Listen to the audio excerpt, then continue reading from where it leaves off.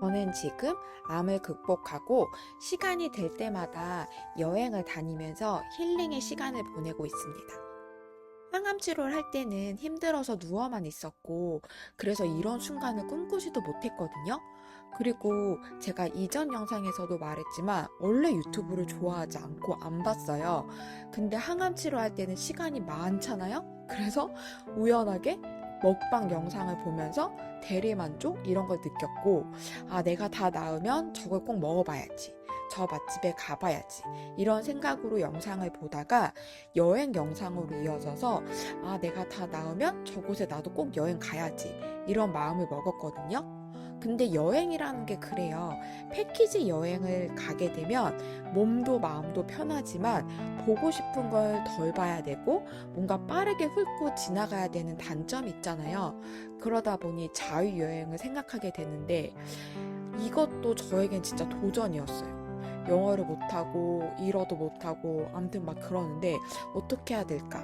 그렇지만 기세, 자신감 이것만 있으면 가능했습니다.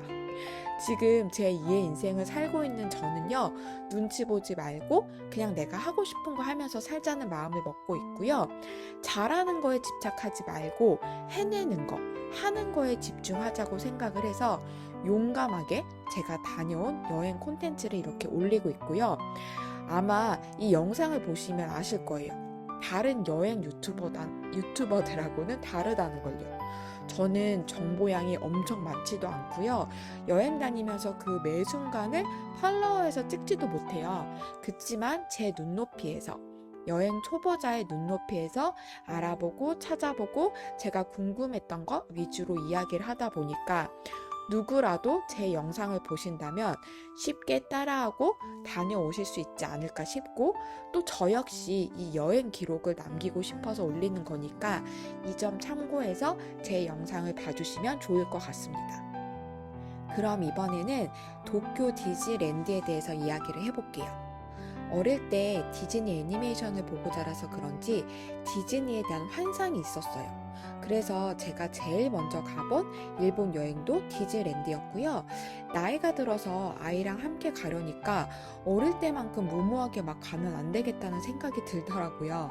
그래서 교통편과 호텔 이런 걸 알아봤고 디즈니랜드만을 목표로 여행 계획을 세워서 다녀왔습니다. 그럼 도쿄 디즈 리조트를 이용했던 저만의 방법을 깔끔하게 정리해서 5가지로 알려드릴게요.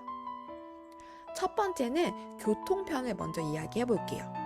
자유여행을 이용할 때, 아, 길 잘 모르면 택시 타야지 라고 생각할 수도 있어요. 근데 일본은 교통비가 진짜 비쌉니다. 그래서 택시비도 진짜 1시간 거리면 몇십만 원이 뚝딱이거든요. 그래서 교통수단을 진짜 잘 알아보는 게 중요한데요. 다행히 도쿄 공항에서 디즈니 리조트까지 한 번에 가는 공항 리무진 버스가 있어요. 요건 갈아타지 않아도 되고 한 번에 가고 가격도 괜찮아서 이용을 했고요.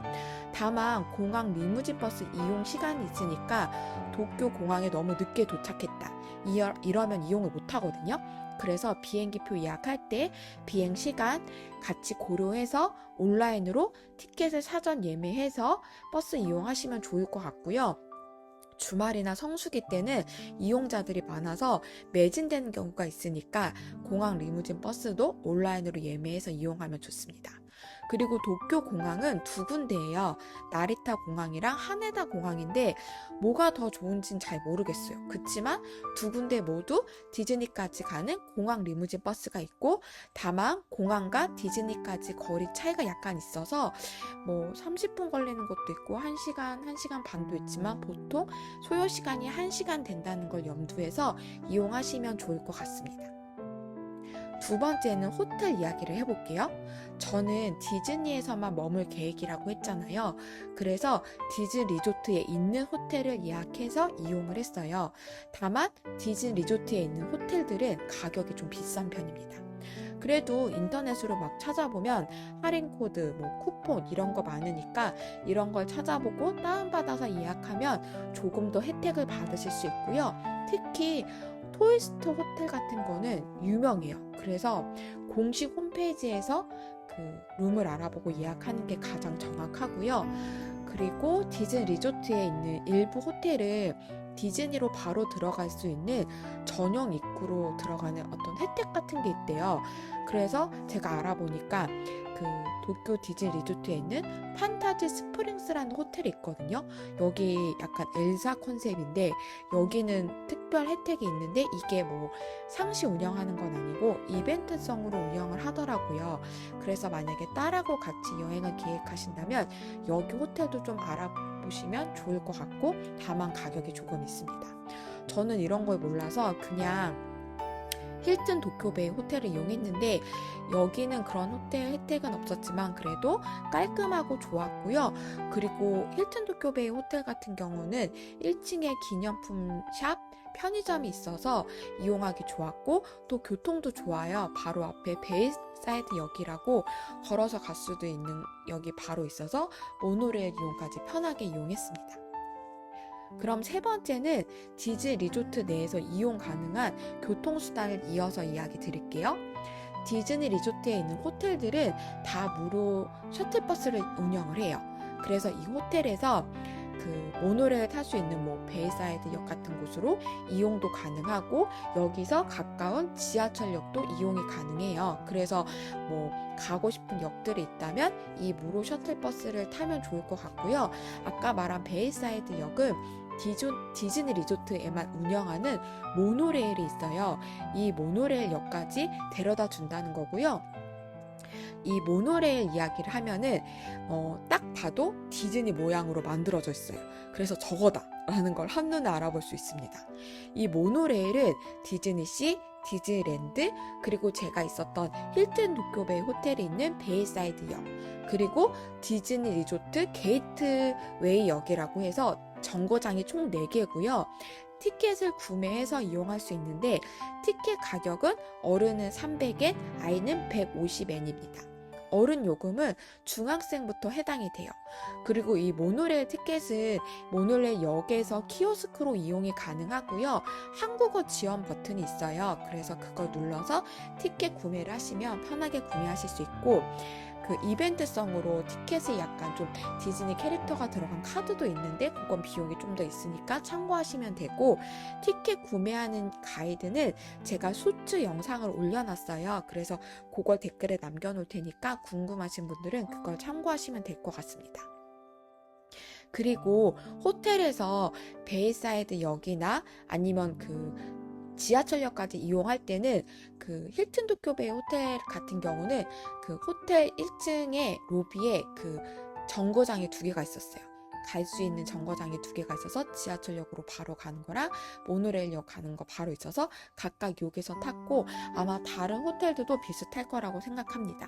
그리고 무료 셔틀버스를 탈 때는 룸키 확인 같은 거 없었고 그냥 타고 내리고 하면 되더라고요.